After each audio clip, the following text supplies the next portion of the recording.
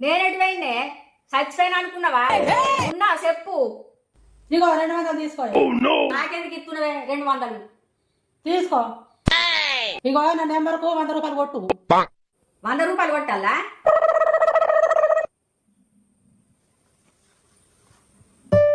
100 రూపాయలు కొట్టిన పోయే. 100 రూపాయలు కొట్టినావా? ఇంకా 50 రూపాయలు కొట్టే.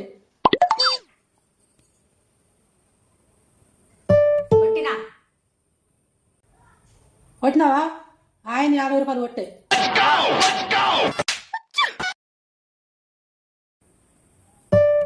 కొట్టినా 50 రూపాయలు.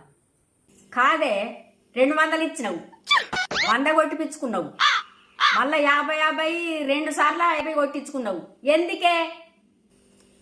ఎందుకులా మా అన్నవాడా, నాకే 200 చిల్లర కావాలని